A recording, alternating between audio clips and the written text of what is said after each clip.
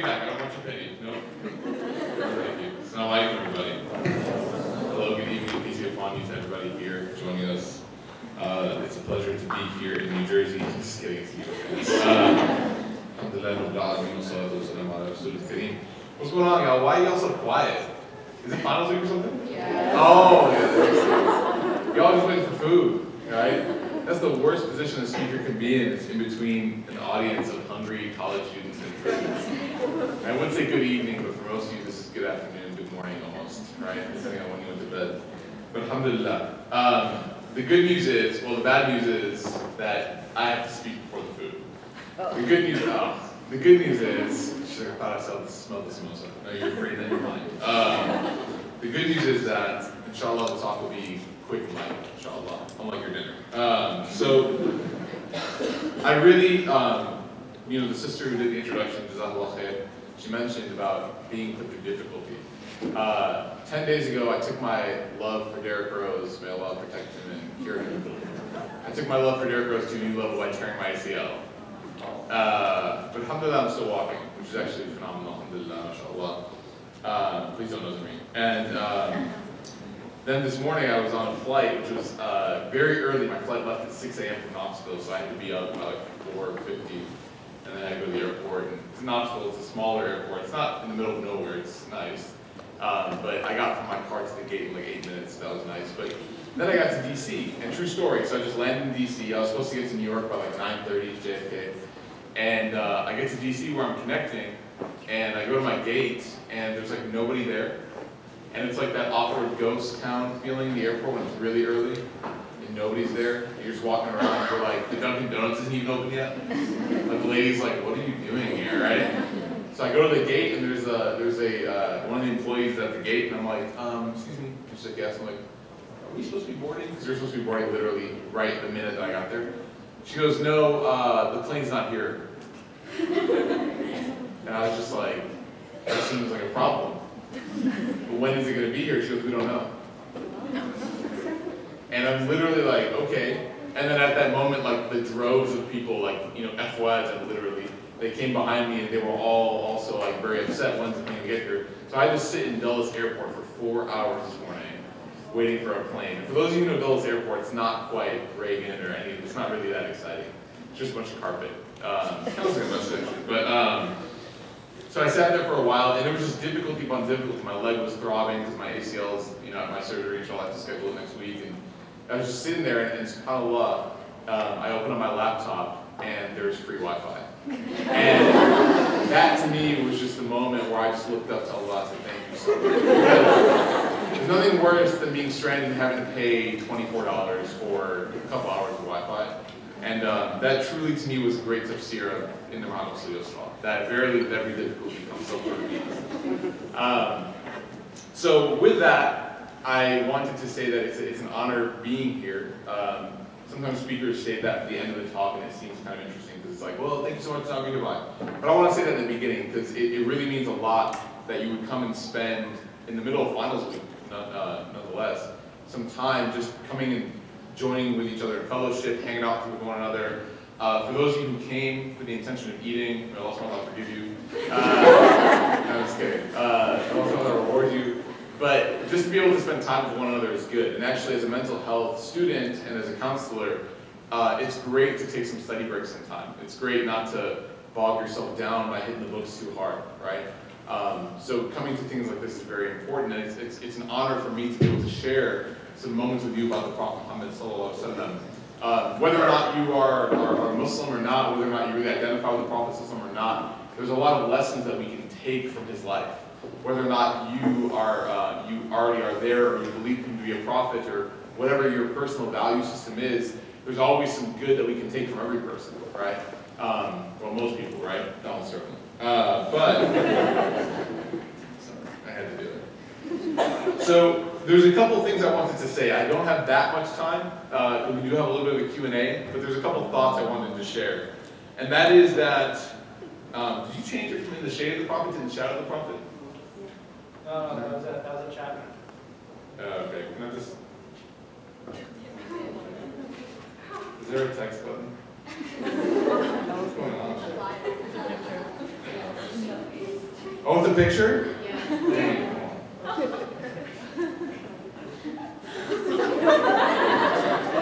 Because the whole talk kind of ends with like this epic conclusion about shade. You'll understand. Just ruined it.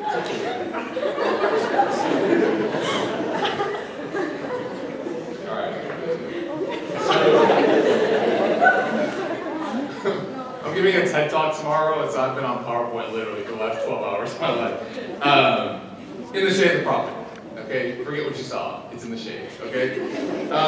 No, I mean, there's some interesting things about the Prophet Muhammad Sallallahu Alaihi Wasallam. First of all, everyone say Sallallahu Alaihi Wasallam at least once.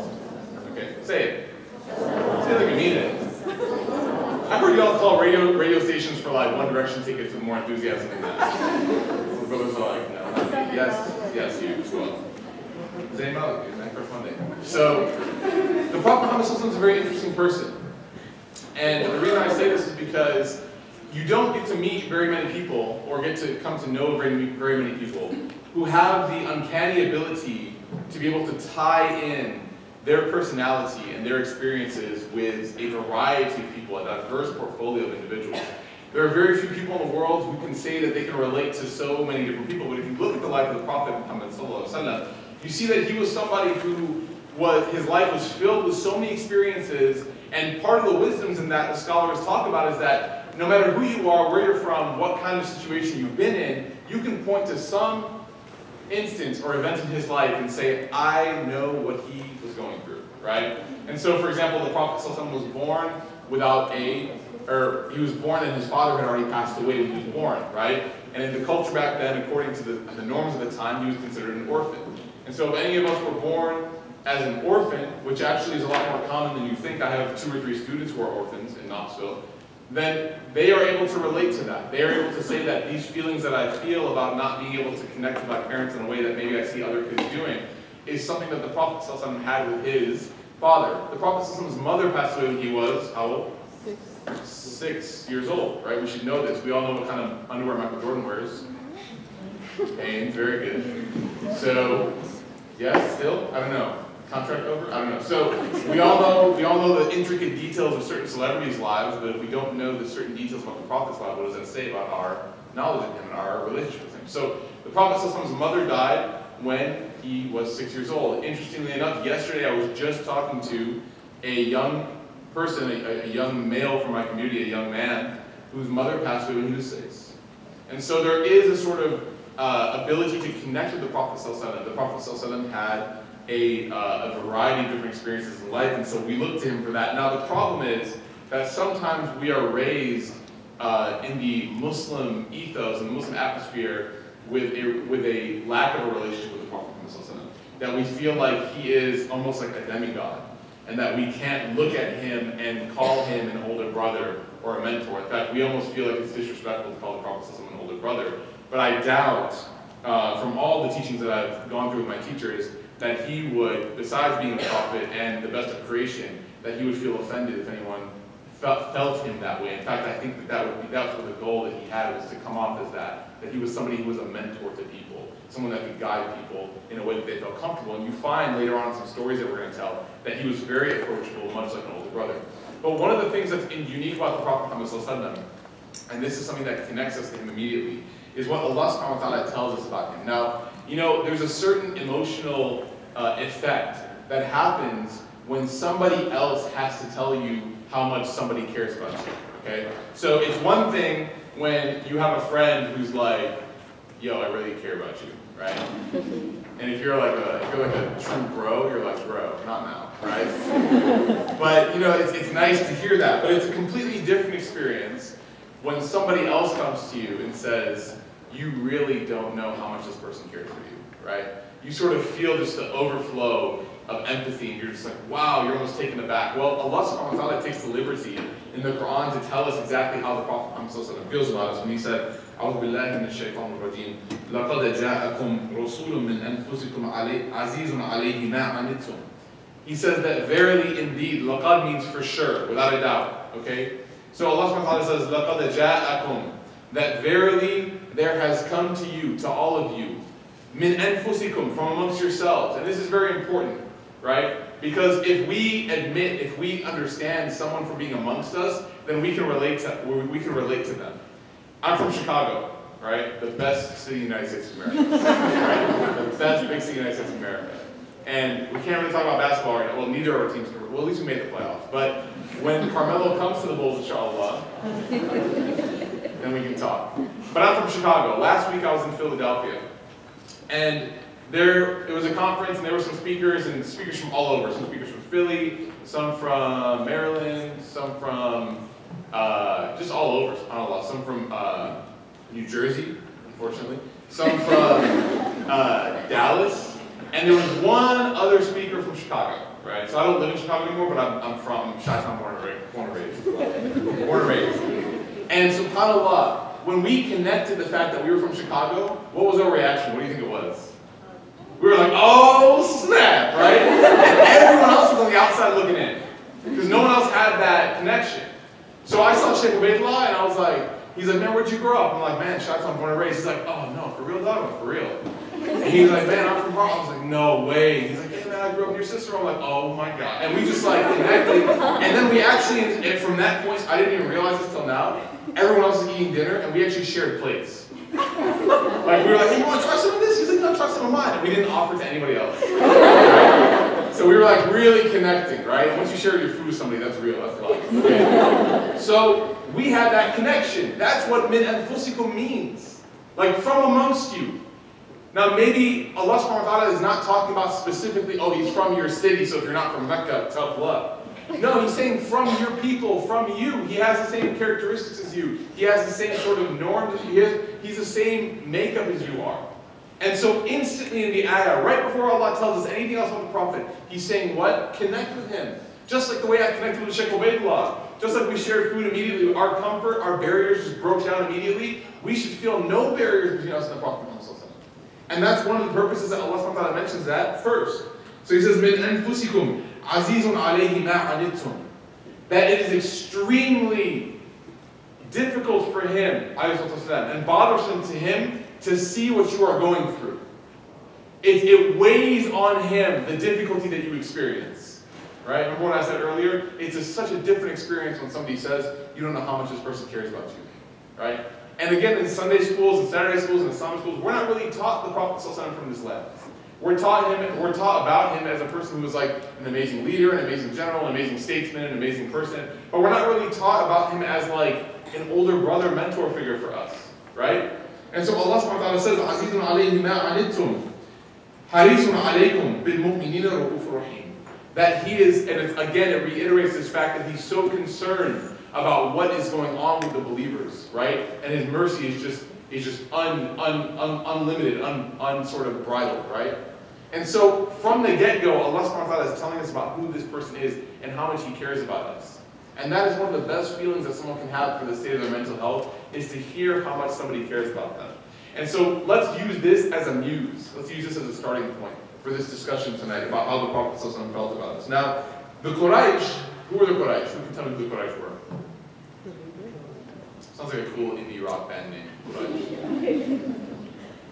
Anyone? Who were they? Man, the state of Sunday schools in New York is dropping drastically. Who were they? Okay, so the tribe the Prophet ﷺ was a part of. Now, were they particularly fond of him? No. In the beginning, okay, in the beginning they weren't, okay? They were not particularly fond of the Prophet ﷺ. They were known to be some of his staunchest enemies. And they would oftentimes have all these sort of objections, they would have all these sort of issues with the Prophet ﷺ. And one of them was actually quite interesting. And in fact, they thought it was one of their strongest proofs against why the Prophet Muhammad ﷺ, they thought it was one of their strongest proofs against why he was a prophet. But in fact, all it does when you look at it from an analytical perspective is add to his greatness as a prophet. They would say to the Prophet ﷺ and to his followers, if this is truly the word of God, if this Quran that we just heard recited, mashallah, beautifully, may Allah subhanahu wa ta'ala reward the brother, if this is truly the word of God, then why didn't Allah subhanahu wa ta'ala send down an angel? Why didn't God just send an angel directly? Why did Angel Jibril have to go to the Prophet Muhammad ﷺ and teach him and give him the Quran? And then the Quran had become, why have a middleman, so to speak? Why didn't the angels come straight? Because that would be so miraculous, everyone would have to believe. If Angel Jibril just walked in this room and was like, sup? right? And just started reading the Quran, we'd be like, well, there's no doubt, we all have to believe, we all saw, we all know that that's not a human experience, that's clearly metaphysical, that's more than us, right? And so, not only does Allah subhanahu wa ta'ala respond to them by saying, you still wouldn't have believed, right? But He also leaves that argument there, as in, He's not afraid for us to analyze it and look at it. So why did the Prophet Muhammad sallallahu alaihi wasallam, why was he a human being? Why was he somebody who could cast a shadow, right? And give us some shade, right? Why was he somebody who could do that? What was the wisdom in that? Number one, we're going to go through 4 points, inshallah, as to the wisdom of how we can relate to the Prophet Muhammad sallallahu alaihi wasallam. And the goal is that everyone leaves this room tonight with a renewed connection to this man, alayhi salatu and some sort of benefit they can get from his life. And everyone's calling me, please stop. Okay, so number one, human beings. Okay, so the Prophet Muhammad sallallahu alaihi wasallam was human beings. قُلْ إِنَّمَا أَنَا بَشَرٌ مِثْلُكُمْ. Allah subhanahu wa ta'ala told the Prophet sallallahu alaihi wasallam, قُلْ إِنَّمَا أَنَا بَشَرٌ مِثْلُكُمْ. Say to them, I'm nothing but a man just like you. Now obviously he wasn't a man just like them, i.e. he wasn't in the same quality as them, but he was a man or a human similar to them, mithlukum, right? And so Allah subhanahu wa ta'ala emphasizes this point in the Quran. What is the value of this? Well, human beings are just that. They are human. They are human. I was teaching a study circle to my youth group in Knoxville, Tennessee, right? To my group of young male, female, and a couple goats. I'm just kidding. We don't have goats in Knoxville. But I was talking to them about a certain story, and this story is actually found. It is a narration that is passed down in some books and in Sahih and other books, where the Prophet Muhammad sallallahu alaihi wasallam had received revelation from Angel Jibreel. What was the first word that was revealed? Anybody? Ikra. Ikra, right? What was the first ayah? Anyone know the first section? Very good. So the first portion of that surah was revealed to the Prophet Muhammad sallallahu alaihi wasallam. What did he do immediately after? Huh? He would say, "Man and right? I'm not a reader, I'm not a reciter." And then Angel Jibreel would squeeze him, right, and let him go, and he would again say, "Ikra." And then he would respond again, "Man and so that event happened. Who did he go to immediately after that very traumatic event? He went to his wife Khadija. Okay? He didn't go to his best friend Abu Bakr Siddiq. He didn't go to any of his family members. He didn't go to Abu Talib. He didn't go to his cousin. He went to his wife Khadija. This shows us something about the marriage of the Prophet Muhammad, particularly about his marriage with Khadija radiallahu anha, but this is not to say that the other marriages were any worse off, no, but that he went straight to his wife, right? There's sort of this sentiment that like when I have something on my mind that I want to talk about, I'll go talk to my bros about it, right? But when it comes to like my wife, like I'll talk to her about like what she's making for dinner, right? Or like did she put the kids to bed, right? But the Prophet ﷺ, he smashed this sort of misogynistic culture that was prevalent, that was pervasive in Mecca, and he went straight to his wife. Now, a lot of people don't know because this hadith is sometimes passed over in different forms of seerah, but we're all old enough to understand, we're all old enough to process this correctly. The Prophet Muhammad ﷺ, after this moment, between that time and the other time where he would receive more revelation, Surah Muzammil, Surah Mudaththir, he would go walk around the town and he would see Angel Jibreel around the town. So imagine this, he didn't know Angel Jibreel was Angel Jibreel, okay? Angel Jibreel didn't come down and was like, hey, I'm here, here's the book, ready? Get ready, 23 years, like it wasn't like that. Angel Jibreel comes down, the Prophet Muhammad is frightened, has no idea what this being is and what he's being told to do and what purpose it's for, until Angel Jibreel makes it clear to him. Then after that, and I want you to imagine this happens to you and you start walking around campus at St. John's, and all of a sudden everywhere you turn you start seeing this Angel Jibreel figure. Okay? And think of it like a movie scene, right? So Angel Jibreel sitting on the bench and he puts down the newspaper. You see him, right? You go and you buy food, he's the guy selling you your food. Like everywhere the Prophet, literally the hadith says that he turned in the marketplace and he would see him, he would turn around to walk through the way, he would see Angel Jibreel again, right? And so he thought he was going crazy. He thought that something was up with him. And so the Prophet Muhammad became so stressed out about this experience and so concerned about this sort of event that had happened that he actually went up to a mountain, the same mountain, Jabal Nur, and he actually stood at the edge. Now he wasn't suicidal. He wasn't somebody who was mentally ill. He was like, I'm going to kill myself. But he literally stood there and says, if this is true, like, is this worth it? Is this burden? Am I going to be strong enough to carry this? And so he had that feeling of stress that just overwhelmed him. He actually stood and looked over the edge and contemplated if his life was worth continuing. when I told this story to my youth group, I had a line of people afterwards telling me all about the times that they had contemplated suicide. And how they had never known that the Prophet Muhammad was in a position that was slightly similar to them, and had they known, it would have been very comforting in their time of distress. Right? Why was the Prophet human? Because human beings are just that. They're human. And when we are able to relate to one another and build on each other's strengths and experiences, that's where we grow stronger as well. So that's number one. You have all these other stories talking about how the Prophet was human, right? And so back then, they didn't have prom, right? How many of you guys have like a serious existential dilemma when prom came about? Anybody? You're like, good to know. Yeah, one guy in the back. Thank you, right? Everyone's like, what prom was that? I only know what Quran is, right? Come on, dude. So, thank you for being honest. So, prom is a big deal. I'm not sure in New York. I mean, New York, you guys just, I don't know, you guys might go to like gyro spot or something. But prom is a serious thing, right? Especially in other parts of the country. And a lot of young Muslim people are very, very torn about whether or not they should go. Now, for those of you who aren't aware of why it's even a big deal, it's because prom went from like this Downton Abbey-esque, like, classy, sort of like, gathering, the promenade, to like straight up just bump and grind, right? Like this is all that goes on there. And so in this sort of atmosphere of immodesty, the question that the believer has, the Muslim believer, is like, should I be there? Should I be a part of that? And that's a serious question for a lot of high schoolers to ask, because it ties in directly with their identity, their self-image, their social group, their peers, and so they're very concerned. So one thing we did in the Sirah class about the Prophet Muhammad was that I told them a very interesting story. Now, granted, it was before he received wahi, but there's still an understanding that before the Prophet received revelation, there was still, obviously his heart was clean, and so he was pure in his intention and action. And God protected him from making mistakes like this. And so one time, there was a sort of Arab shindig that was happening. It may have not been called prom, maybe prom, I don't know. But there was like this Arab shindig that was happening. And so the Prophet Muhammad, he makes plans to go. Now I want you to think of all the parallels, okay? So when I'm giving this class, I'm speaking to high schoolers and college students.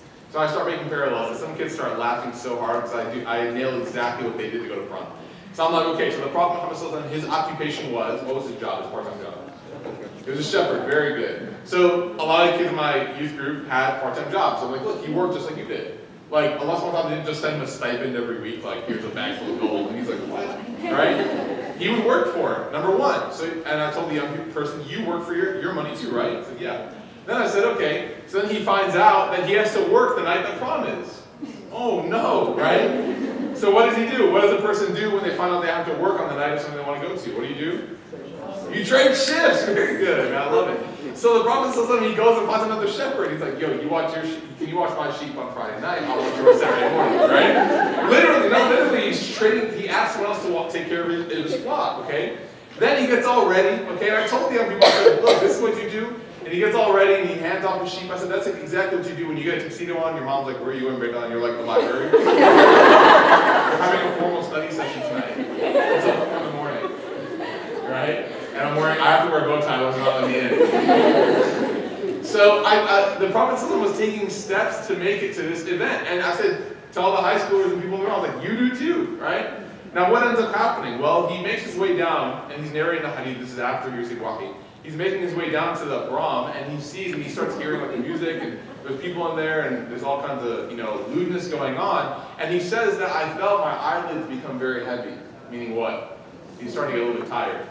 So he said, I'm not going to go to the party tired. Like, let me rest up a little bit, and then I'll go. No problem. I'll just quickly take a power nap, wake up, and I'll be good. So he said, I laid down, I closed my eyes, and I woke up with the sun beating down on my face. Meaning he missed Brahm. Okay? So when I told the young people this story, I said, what's the wisdom behind this story, right? Because does that mean like the Islamic, the sunnah is to take a nap before prom? If you wake up and you're good, if you don't, then that's Allah's called it. No, I said the sunnah is that you might have the best of intentions. Do any of us think that the Prophet had negative intentions going into that? No, he just wanted to socialize, just like each and every one of us want to socialize. Each and every person in this room loves to be with other people that they consider friends, right? But there are some environments where it doesn't matter really what your intention is. You could have the best of intentions, those environments will still affect you. They'll still affect you.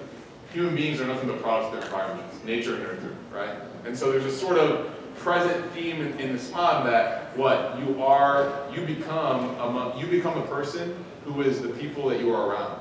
So if whatever kind of friends you want to attract, be that friend. If you want to have good friends, be a good friend.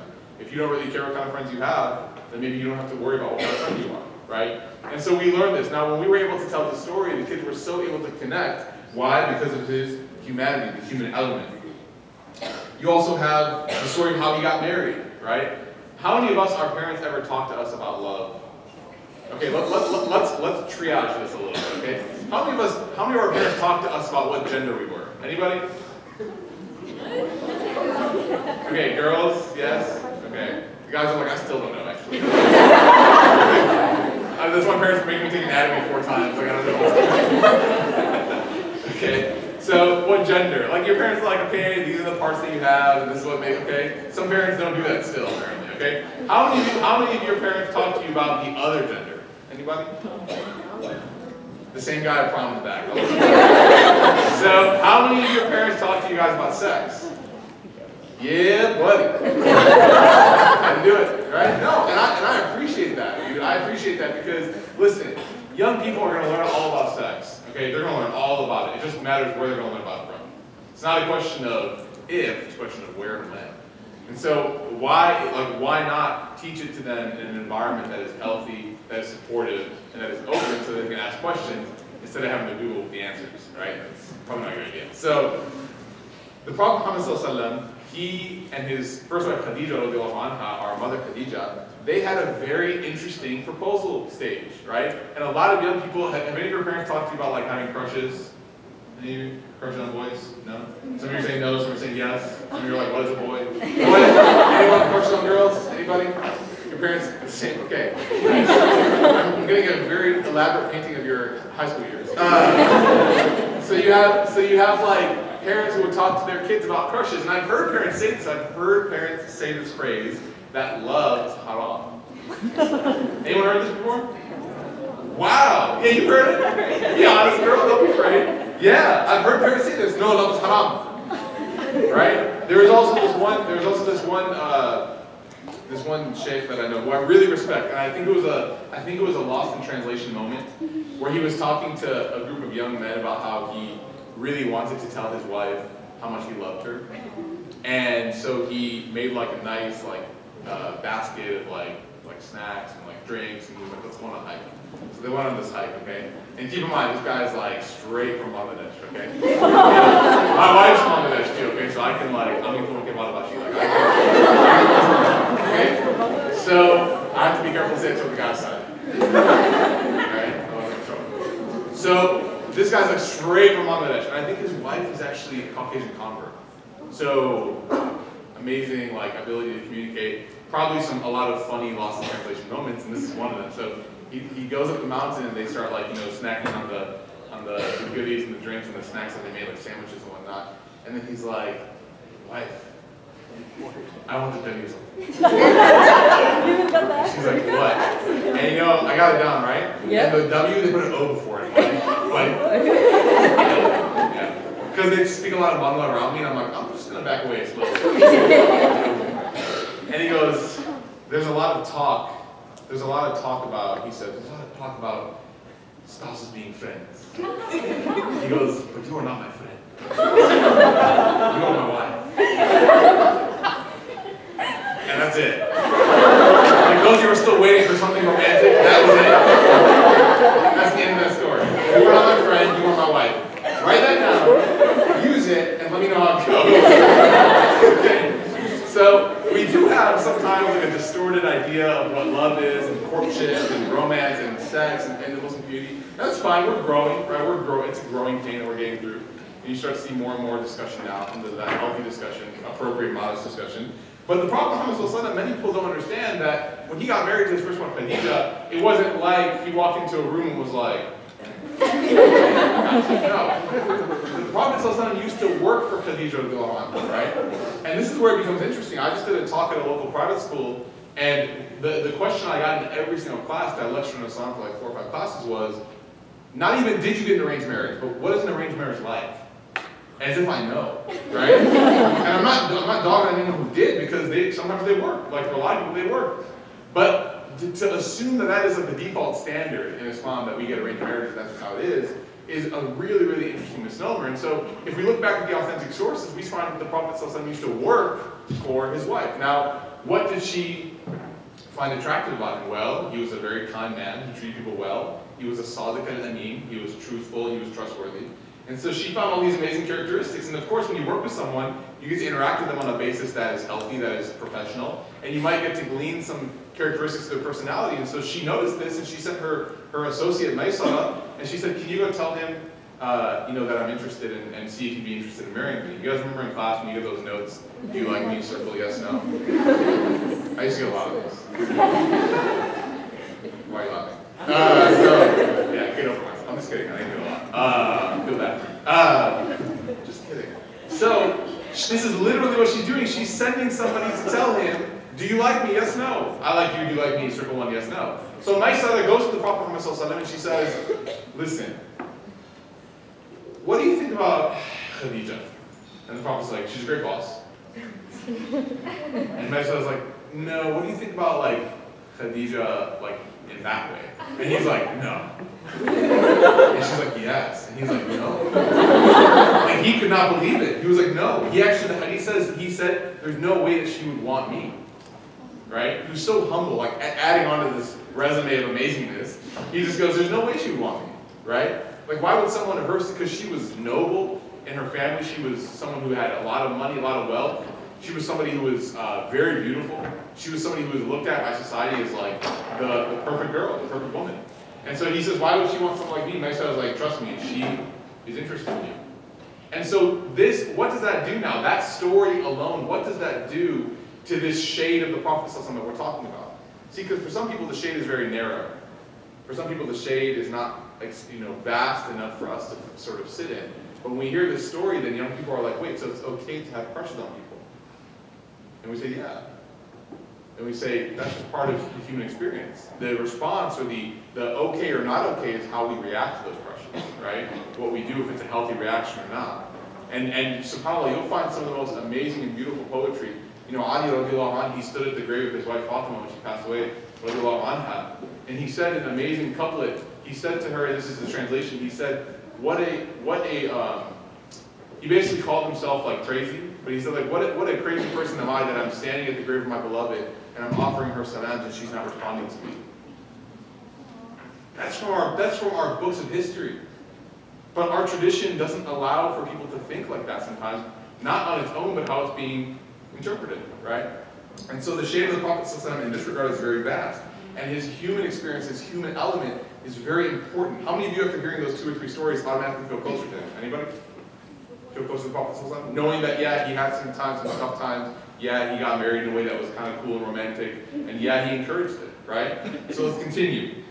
The second thing about what's interesting about the shade of the Prophet ﷺ and the human experience is that it allows us to be able to connect to the Prophet ﷺ in a way that is loving, right?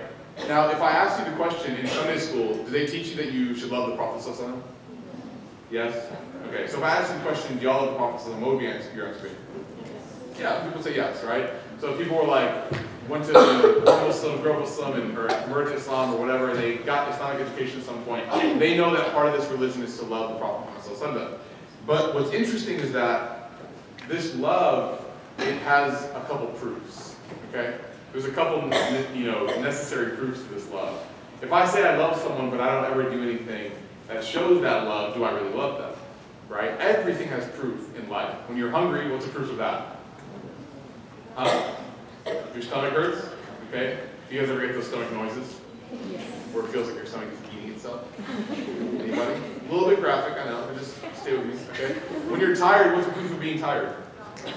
Yawn, okay? Or just fall asleep, okay? When you're excited, what's the proof of that?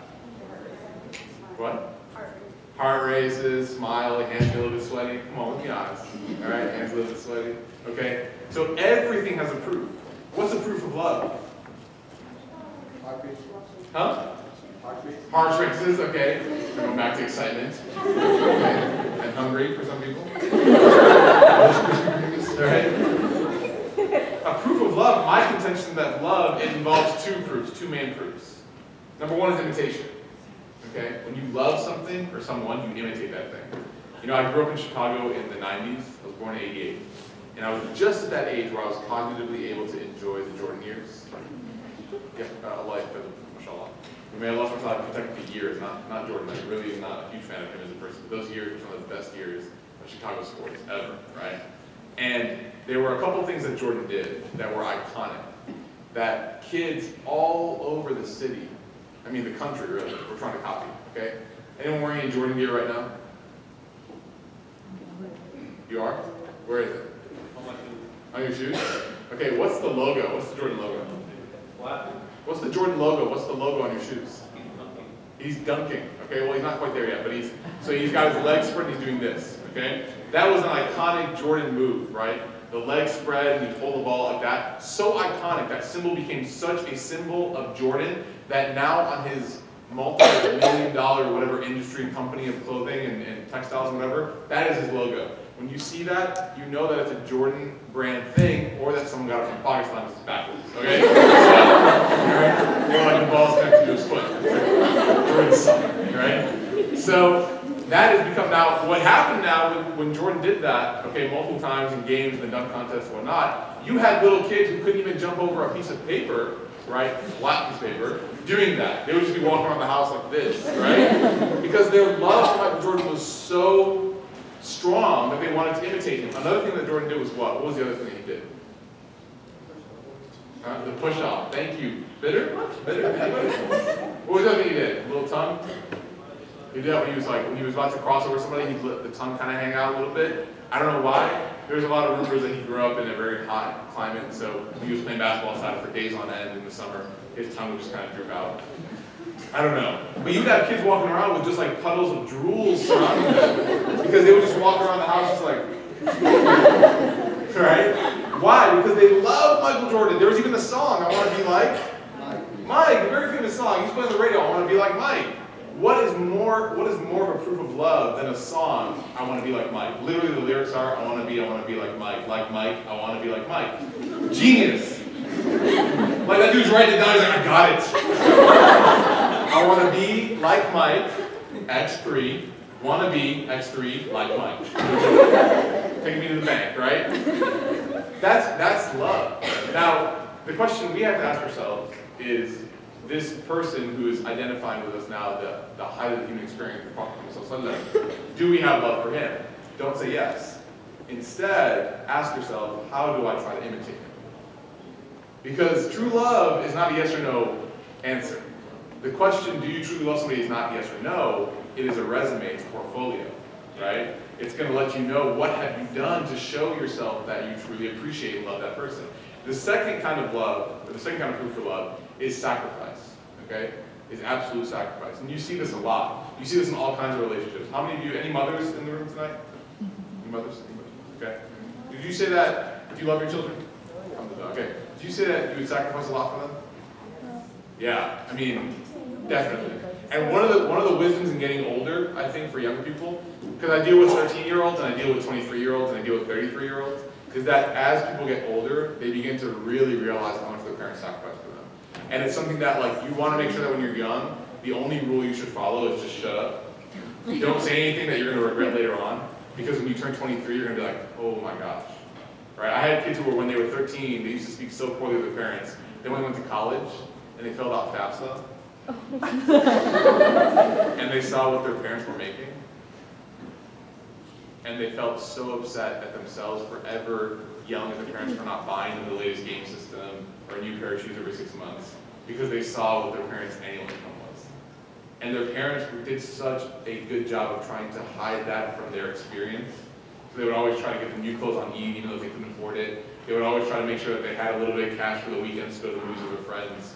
And once they saw that, I had friends come to tell me they broke down, tears in their eyes, ran to their parents and just hugged them. Because they said, I had no idea that's what you were making.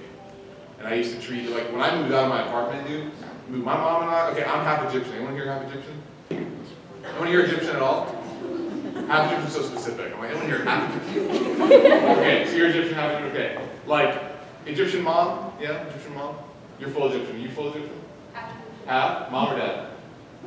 Father, okay. Well, that's a different experience. But Egyptian mothers, like, well, Matt, they're all bad Egyptian mothers, dude. Like, intense, okay? Very intense experience. I love my mom, but we butt heads like crazy, right? Like, to the point where, like, she'd be like, wear black. I'm like, no, I'm wearing white. And she's like, wear white. I said, no, I think I'm wearing black, right? So that's just us growing up. Now, from the I'm just like, Mom, tell me what you want me to do, and I'll do it, because I understand the value of our relationship.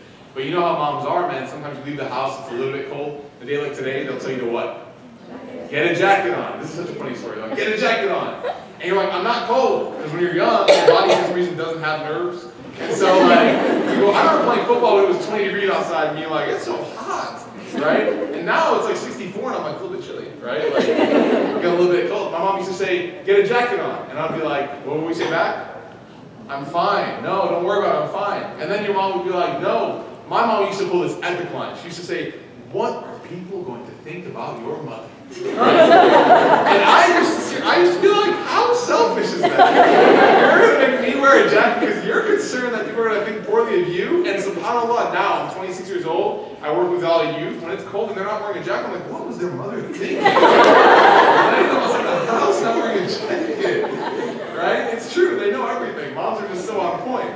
So you have, where was I even going with this? Okay, so you have this immense amount of sacrifice that my mom used to come when I forgot my lunch, she used to come drop it off, right? All kinds of sacrifice. And motherhood has sort of become like a symbol of sacrifice, so much so that the word for the womb that the mother, you know, protects and nurtures the baby when it's in development is called the rahim. The rahim, right?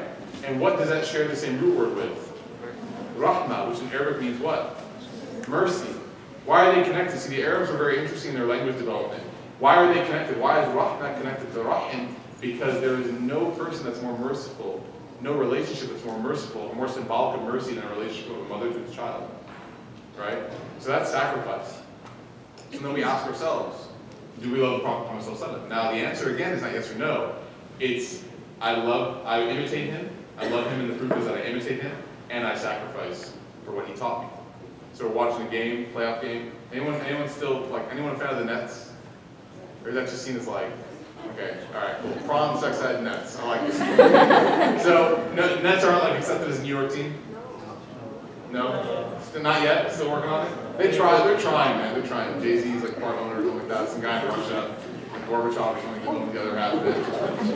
So the amount of sacrifice that you show, or the amount of imitation that you show, will dictate how much you love that thing, right? And so understand that it's not lip service; it is simply a portfolio.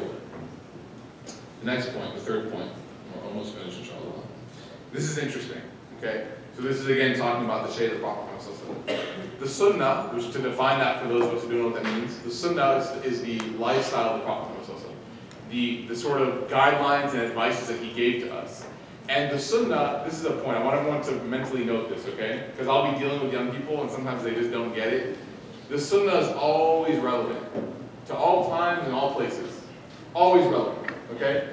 What is a good story to highlight this point? Well, this is a very, very big issue amongst Muslim youth today, and that is the gender interaction issue and the difficulty with fitna, right? The brothers are like throwing out fitna like it's the first word they ever learned, right?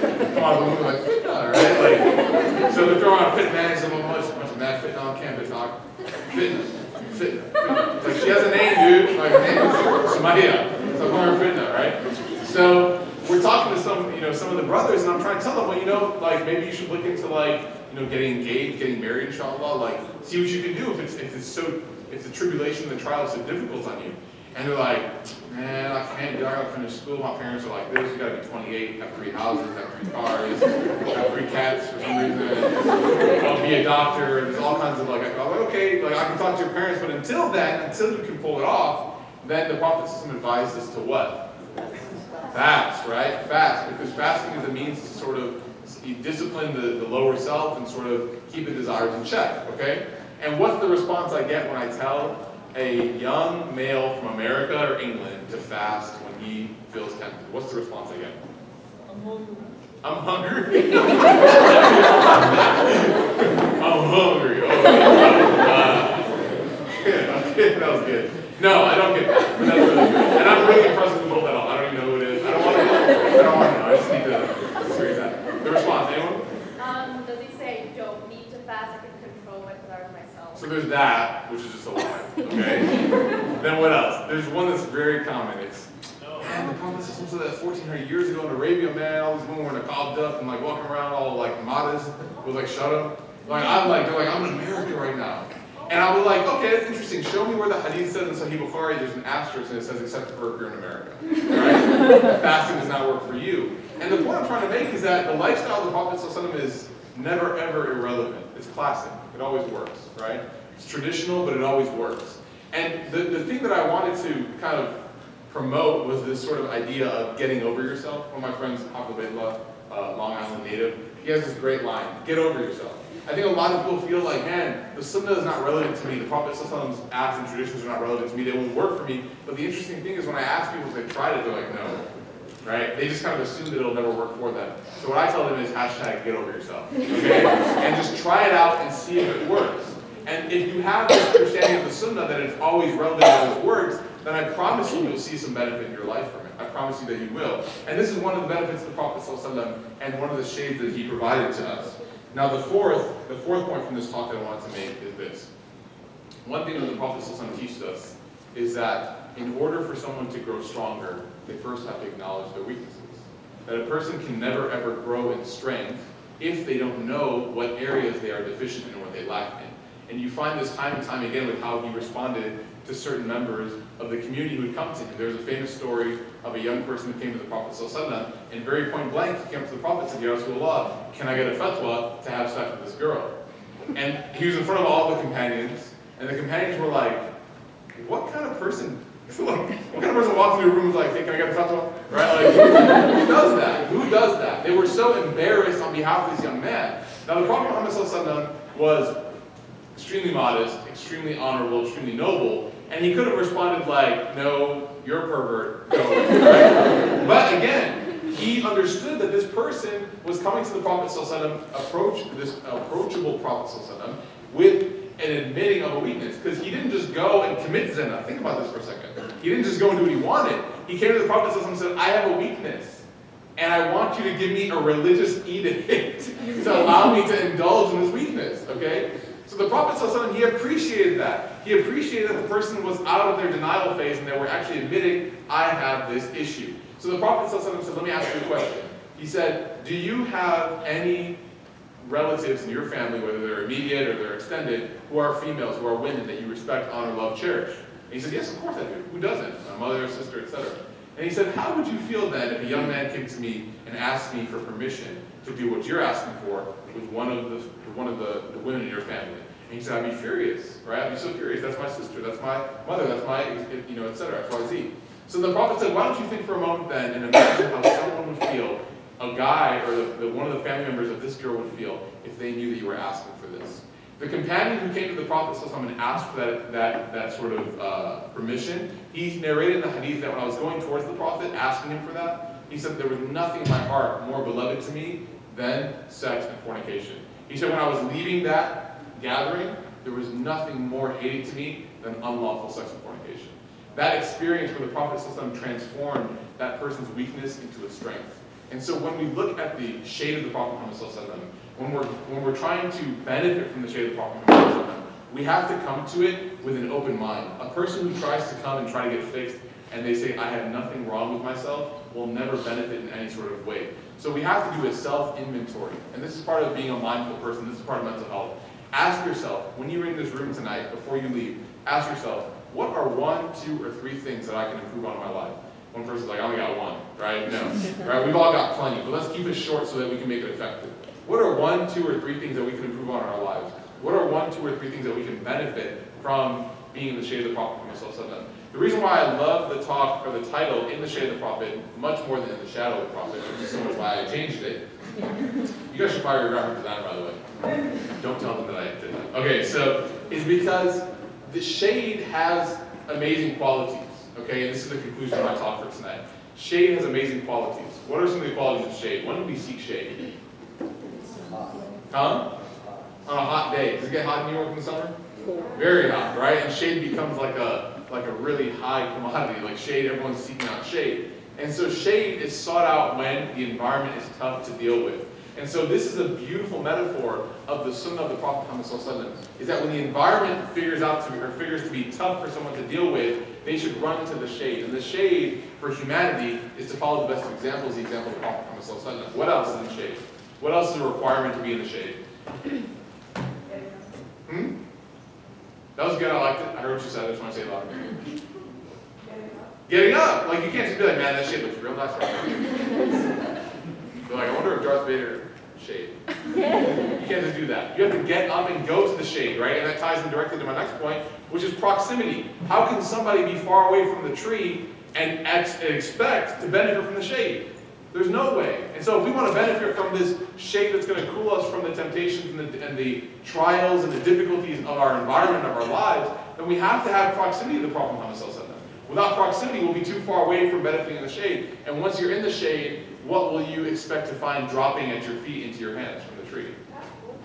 Fruit, right? The fruit that the tree gives off. And that is that when you are close to the Prophet Muhammad ﷺ, when you get up and go into his proximity, when you benefit from it, when you're trying to stay away from the difficulties, you will find these fruits that you would never ever expected to be there. You will find these sort of extra added bonuses that you never ever expected to be a part of the experience, but that's part of the barakah of being close to the Prophet Muhammad ﷺ. I want to thank everybody. I'd like to keep my talks relatively short and just small and a couple take-home points so that everyone can walk away not feeling exhausted and tired. Thank you so much for inviting me. It's an honor to spend some time with you. Inshallah, I think we'll have a Q&A as well. Jazakumullah khairan wa assalamu alaikum.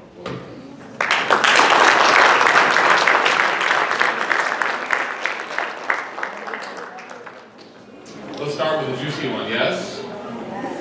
Okay, no, alright. Let's get it. Okay, no, we'll do the juicy one. What are some tips on telling your parents about a person you want to marry? Welcome to the MSA, everybody. Singles Association. So, here are my advices. As somebody who got married in college, here are my advices. Oh my gosh, okay. I'm sorry, whoever's laptop this is. Number one is that your parents, they raised you, they changed your diaper, and then when you pooped, 37 seconds later, they changed it again. And then when you threw up at that dawah over that Auntie brand new white carpet, right after you drank strawberry Sprite, your parents took care of you, cleaned up, did all these things. So what ends up happening with young adults is that they get to a point where they're so utterly dependent on their parents, then we develop a little bit of independence and autonomy, and then it goes from like car rides home where we literally will not shut up about like what we did at school. We're like, we ate crayons today. And your parents are like, you did what? It's like, it was good, I like red, right? And then you get to like age 13, 14, and like your parents are like, so how was school? You're like, it was nothing. No one understands me. And you just slam the door, right? So there's a huge disconnect that happens. And then what also happens later on is that you go to college, you might find someone that you like. Exactly. You go to college, you find someone that you like, and then you start to talk to them, and because parents aren't always the most approachable, we start to kind of develop our own game plan without our parents being involved. And that actually is really bothersome for a lot of parents. When a lot of young people come to me and say that, I found someone I want to marry, my parents are saying no, a lot of the parents just kind of tell me, we wish that we were involved from the beginning. Like, you found somebody, you planned the date, you picked the dang caterers, and it's just like we're getting invited to your wedding. Like, we're not helping you plan it, we're not helping you choose somebody, there's no process. And so, one of my advice is to tell your parents early if you want to get married, or even if you found that person, just act like you haven't. Just be like, hey, you're kind of, get to that age, I am 15, And just kind of just drop it on like that, real soft, and then that way, you have that conversation a couple times, and then when they start saying, okay, yeah, you are getting to that age, and you're like, well, there's this really nice, sister or nice brother at school that I met. They're on my classes, and I don't know. I want to see what you think about them. I want to get your opinion. If you can phrase it in that way, where you're coming to them as consultants, and you're not telling them, I found this person. Culture of Islam there's no Islam or culture. It's just Islam. Then your parents are just gonna be like, who are you? Like, what is going on? Communicate it very often, very early, and allow your parents to have a very meaningful say in the conversation. Or at least you know, try to frame it as such, inshallah. Because the biggest issue that happens is when people just kind of spring it up on their parents and they're like so caught off guard that their reaction is shocked. Next question. I know we should always have hope, but it sucks to realize that we are further away from the generations of the perfect ummah during the Prophet's time. That's point number one. We're going to talk about that. Number two, the worse they get, what solace comes from the idea that the ummah will get worse and worse? Okay, so the first thing is that this idea that the Prophet's ummah was the perfect ummah is actually a flawed idea. They were the best of people, but there was a lot of serious issues going on over there back then. I mean, there was fornication, there was a lot of drinking, there was, you know, murder. There was a lot of stuff going on. There was a famous battle called the Battle of Qadisiyah, where one of the people in the battle at the time, his name was Abu Minjan, and he actually was caught drinking during the battle. And this is kind of a big deal because if you're at a point where you can sacrifice your life for your country, as Abu Minjan was, imagine being at that spiritual state, but then also at the state where you are okay with drinking, right? So it's kind of like a conflict or a contradiction. Now, Abu Minjan was caught, and they put him under house arrest. Sa'd ibn Waqqas, he caught him, put him under house arrest. And Abu Minjan felt really terrible. Okay? So he was caught drinking. So again, this idea of a perfect ummah, not quite perfect. The best generation, yes. But they also had their struggles. So what did Abu Minjan do? Well, he sat in the house and he felt really guilty for a long time. Because everybody else is out there supporting, defending their country and countrymen and countrywomen. And he's sitting in the house and he's just like, man, I made such a stupid mistake. I shouldn't have done this. Why did I do that? So Sa'd ibn Abi Waqqas' wife is in the house and he's like begging her. He's like, please let me go. Let me redeem myself. Let me go back out there and help my people. And she says, nope, you already had your chance. You messed up. And he says, please, please, I beg you. And she says, no. He says, okay, let's make a deal. If I go out there and I go and I help defend my people and I die as a martyr, then that's it. It's done. My life is over. But if I end up living, then I will come back to the house as a prisoner. Like, I'll come back. I'm not going to run away. Don't be afraid. She said, okay, I have your word. She said, yes, my word is yours. Said, okay. So he wrapped his face up so that no one would recognize him, and he went out and he started to battle. Now what's interesting is that he was already a really, really good fighter, but because of the guilt he had from the mistake that he made, that guilt propelled him to like this new height of fighting. And so when Sa'd ibn Waqqas, who originally caught him drinking, saw this masked man fighting so valiantly, he said, man, who is that guy? And all the generals started looking over and like, man, that guy's a boss. And then Sa'd said, if I didn't know that he was in my house right now, I would say that was Abu Minjan. Right? So there was this sort of like, the difference in the ummah of the previous ummah of the Prophet was that when they made mistakes, which they did, they used that guilt to propel them to tawbah. Right? So the question is not whether or not who's better, who's this or that. The question is, are we following their example? When we make a mistake, are we using that guilt or that regret as a fuel to get us closer to Allah subhanahu wa ta'ala, or are we just wallowing in our own pity, or even worse, do we not even feel anything? Are we spiritually apathetic? Do we have spiritual neuropathy, where we know that all of you are pre-meds, you know what that is, right? Do we have spiritual neuropathy where we don't even feel bad anymore? Right? That's a huge issue, that we don't even feel bad. And so, number one, there is no such thing. Number two is that the Prophet ﷺ has a very famous hadith where he said, my ummah is like the rain. My ummah is like the rain. And then he clarified what he meant. He said, you don't know which is the best part, the beginning or the end. And so what he means by that is that the rain at the time of the Prophet ﷺ was seen as what? Rain in the desert, what is it? Huh? Mercy, yeah, it's a huge mercy. And they use it for irrigation, to take care of the crops and such. And rain traditionally has a very strong period and a very weak period. You know what I'm talking about? When it rains, sometimes it comes out really heavy, and then you'll have drizzle for like 30 minutes. Sometimes it'll come in slow as drizzle, and it'll start pouring for the next 30 minutes. So the Prophet said, my ummah is like the rain. We're not sure what the best part is, the beginning or the end.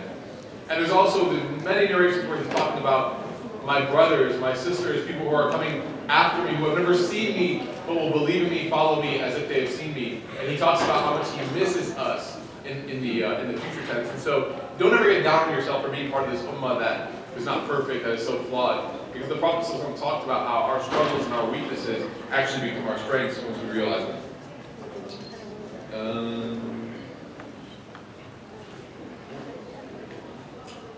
How do you know something is meant for you and you are put through trials, or that Allah subhanahu wa ta'ala is telling you not to do it, i.e. marriage? Literally marriage. And it's a serious question. I think like there was a point in my time where, so when I married my wife, it took me like 2 years just to convince her parents to let us get married. It wasn't because she's from Bangladesh and I'm half Egyptian, half white, but it was because we were young. I think I was 18, she was 17. That's just how I roll, homie. So, so her parents were like really concerned, and it took us 2 years just to get to that point where they would even let us confirm that we wanted to get married, right? So one thing I would say is that if it happened, it was meant to happen. If it doesn't, it wasn't. Right? It's one of those things like we have limited capacity, limited intellectual capacity, so we can only try so much. And if something is meant to happen, it'll happen. If it's not, it won't. It's already something that's already written. We just kind of have to do our part. Now, as far as taking signs, that's another question, right? Am I being blocked, or is it just an obstacle? Well, it's pretty, let me just give you a scenario. If you go to somebody's family, or parents, or a person, let's say you're proposing to somebody, and you say, hey, I'm interested in you, and they just say no. Like, no, I'm not interested. And you tell from their tone that they're really not interested, then that person's probably not interested, right? But if you go and they're like, well, I'm not really looking right now, right? Then she wants you to chase her a little bit, okay? Write that down. No, or they say things like, well, I'm not sure, I'm just really busy with school, things like that. These are all excuses to get you away from her, but at the same time, notice how the door is not completely shut. Now, if he is married, sisters, then the door is completely shut, probably, right? And if she's married, then yes, it's completely shut. But you just have to gauge it. You just have to play it, like, and see, based on tone and things like that. And then always ask Allah subhanahu wa ta'ala to guide. And you'll see, subhanAllah, when you pray the istikhara, the beautiful thing about istikhara is that it'll make your heart content with what you're supposed to be content with. That when you pray istikhara to Allah subhanahu wa ta'ala, oh Allah, give me what's best for me and save me from anything that's not good for me. And if this is good, give it to me. If it's bad, replace it with something better. Then you'll find that your heart will be content with the fork in the road that you're supposed to choose, right? So the morning after, the day after, the week after, you'll start feeling more and more inclined towards a certain way, and go ahead and choose that way. The Prophet said, he said, ask your heart. So always follow what your heart kind of leads you towards, as long as it's guided by goodness. With so many interpretations and viewpoints about Islam in different communities, how do we train ourselves to continue to love our loved ones despite their difference in belief or action? Good question. It could be related to madhab, tariqah, it could be related to anything, a lot of things, different interpretation. I think it's important to understand one thing, that the Prophet Muhammad ﷺ, he had a variety of difference of opinions amongst his community. So many different kinds of people, so many different backgrounds, so many different understandings. It's kind of it's a fallacy to think that they had one understanding.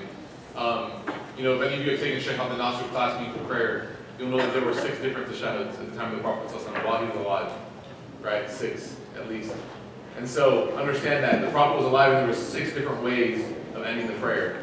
What does that mean? That means that pluralism and diversity are allowed in this religion, are encouraged. وَالَّذِينَ جَاهَدُوا فِينَا لَنَهْدِيَنَّ لَهُمْ سُبُلَنَا. Allah subhanahu wa ta'ala says, and those who strive for us, we will provide for them paths.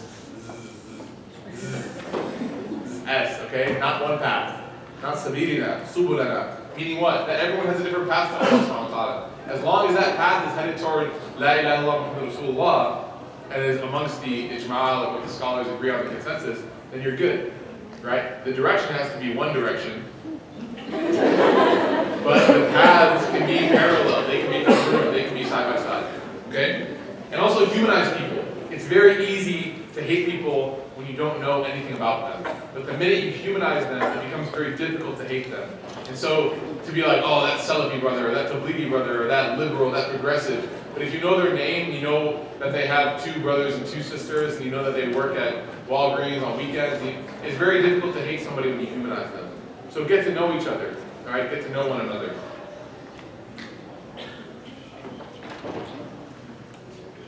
For students who often contemplate suicide or just thoughts not meant to be had, do you think that a psychiatrist, or do you think that a psychiatrist is beneficial? I know many people who think that being depressed is haram. No, absolutely not. I mean, it's a serious question. I wouldn't laugh. I would definitely go see a therapist for sure. I would definitely go talk to somebody. And oftentimes your universities have therapists that are okay to talk to you. The person can be Muslim or non-Muslim. There's really, I mean, therapy is very inherently spiritual and humanistic in my opinion. And so that's why you find that a lot of the greatest therapists in history were spiritual people. So even if the person is not Muslim, that's okay. Go talk to them. Just kind of get some stuff off your chest and get some stuff off your mind. The Prophet Muhammad had many therapists that he would talk to. He had obviously his spouses, he had angels who realized to them, and most importantly, he had Allah subhanahu wa ta'ala, he had God. So don't think that talking about your problems is a weakness. In fact, it's a way for you to direct those troubles and grow from them. And yes, I definitely advocate seeing somebody to talk to about these things. And lastly, where can we find more information on the Prophet so we can relate to him better? There are 3 resources I'm going to give you. Number 1, Tariq Ramadan. Everyone ever heard of Tariq Ramadan? My man first Monday, every Monday. Tariq Ramadan, he has a book called In the Footsteps of the Prophet. One of the guys, selfie in progress in the back. Is that what it looks like? I feel like I got National Geographic. Sorry, I didn't call you out. I just had to do it. Sorry. Listen, just post it, inshallah. Everyone will remember if you laugh. LOL. Right? So, Tariq Ramadan's book. If you don't want me to call out, don't hold the phone so high. I feel bad now. No, don't feel bad. Okay, thanks. Judges? No, don't feel bad. Okay. Alright. Tariq Ramadan, In the Footsteps of the Prophet. One of the best seerah books I've ever read. It's not the biggest, it's not the most lengthy, it's not the most, difficult vocabulary, but man, does he get the point across. He is a great writer, mashallah, and he is able to extrapolate some of the most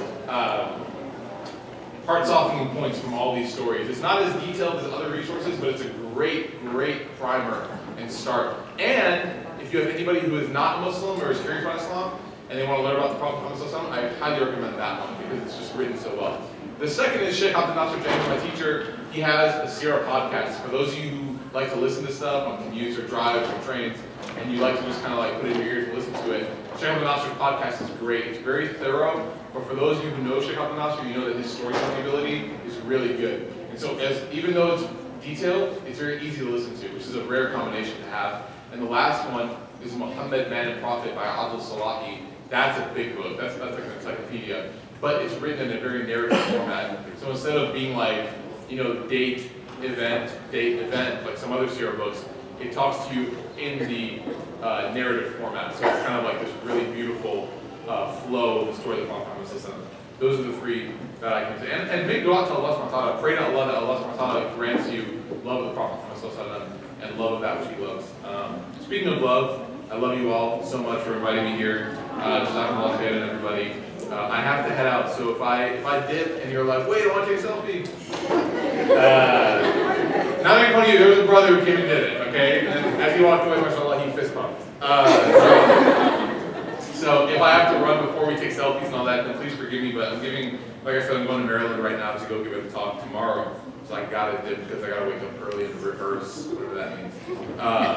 So please forgive me for that, inshallah. But thank you so much. It's an honor to come spend time with you. You guys are also wonderful, beautiful people, inwardly and out. Jazakumullah khairan.